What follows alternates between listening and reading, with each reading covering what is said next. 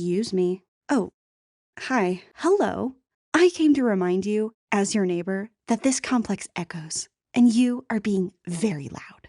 But it's my birthday. Look, I see all of you are having fun, but that doesn't mean the rest of us are, okay? That's bullshit. This is great. Sing Let It Go from Frozen.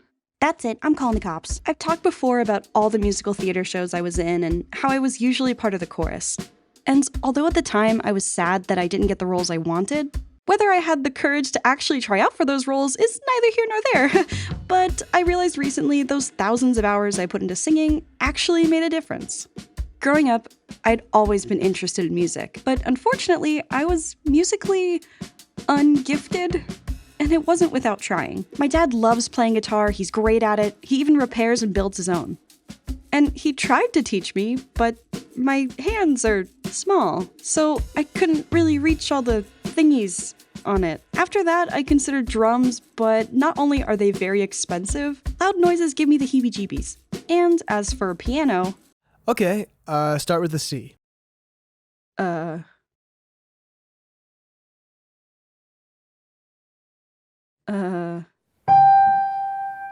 Okay, that's a G. How do you know that? So that left me with the only instrument I guess God could trust me with, my voice. Shh.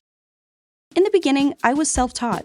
I just sang along to songs on the radio and tried to make my voice sound like theirs. I paid attention as much as I could in elementary music class. Later on, I did chorus, and eventually, I got into musical theater. And that's where I really learned how to sing. Though at times, it felt kinda silly. My mommy made me mash my M&Ms, I cried. My mommy made me mash my M&Ms. And at other times, scary? Rose, rose, rose red, will I ever see thee wed? Will I ever see thee wed? Will I ever see thee wed? At thy will, sire, at thy will. But that's the point of vocal warm-ups. If you want to hit those high notes, you gotta say red leather, yellow leather 5 times fast. You wouldn't run a marathon without popping one of these. Oh, not again. One of the first things new singers struggle with is singing from their diaphragm instead of their throat. By that I mean, you know how when you hiccup and your chest goes pufferfish mode for a second? That pufferfish is your diaphragm. Pushing your voice from there is proper technique. But how do you go about practicing this? Now sing. Okay.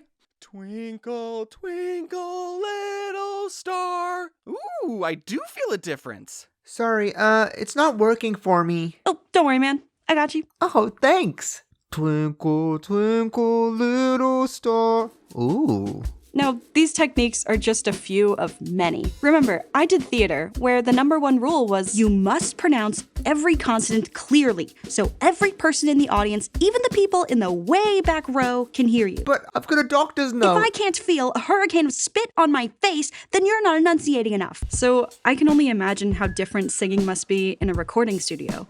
Well, I did imagine for a while, and then one day, I tried it out. A little over a year ago, I became friends with Oreo. You definitely know Oreo from her Bendy and the Ink Machine song.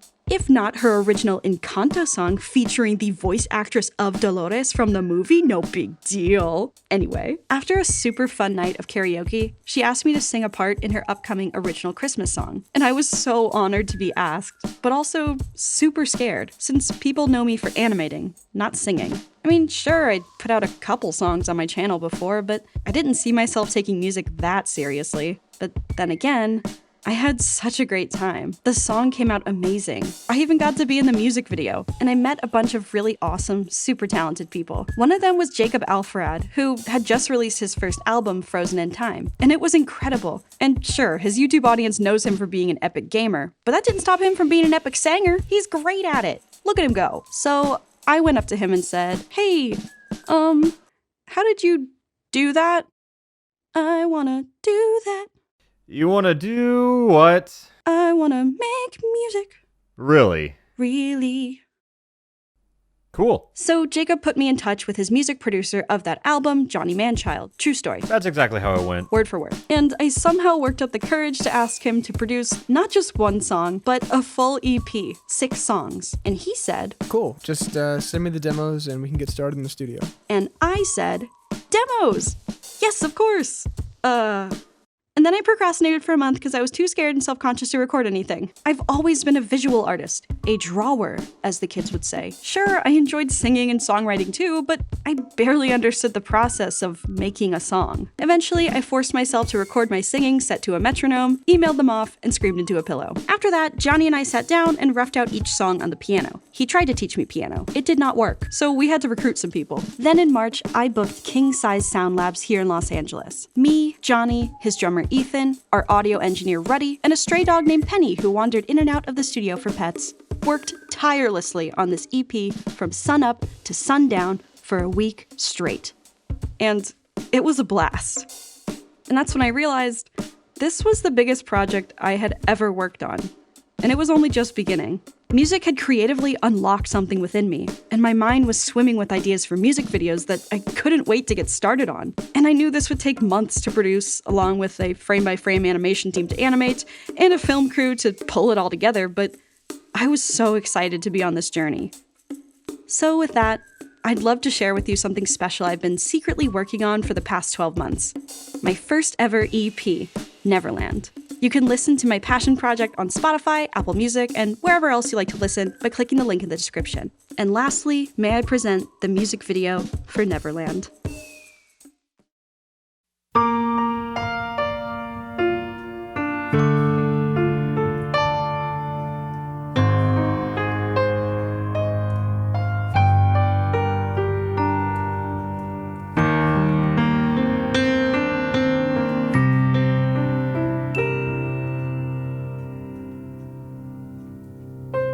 Flashes in the sky make me think of us.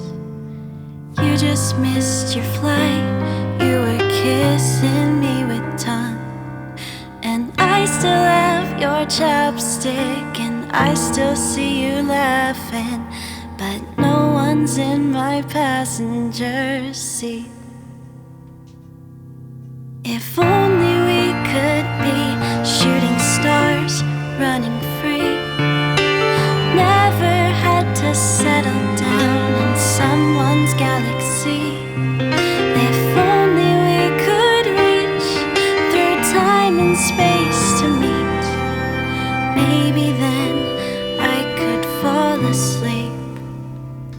What if we ran away, found our way to Neverland, renegades, never had to hide again, stay awake, never getting old, hand in my undying hand, never letting go.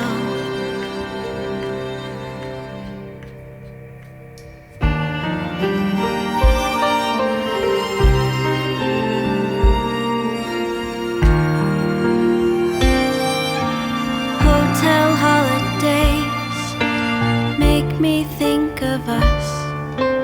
You begged me to stay, but 2 days was enough. And I still have your chapstick, 'cause I'm afraid of asking if every nightmare happened 'cause of me. If only we could be storybooks, fantasies. The power of our love could conquer anything. If only there were kingdoms and dragons to defeat. Maybe then I could fall asleep. What if we ran away, found our way to Neverland, renegades, never had to hide again, stay awake, never getting old, hand in my undying hand, never letting go. It's not too late. We'll be king and queen of Neverland. Just run away with me. I can't wait. Everything we need's in Neverland.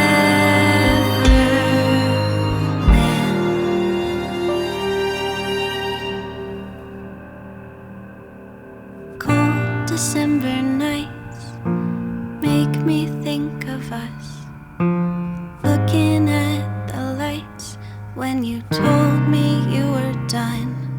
So I threw out your chapstick, your memories, your magic, and burned my favorite books of fantasies. But if you ran away, we could find our Neverland. Every day I'd write our letters in the sand, say your name, never have to know what life is like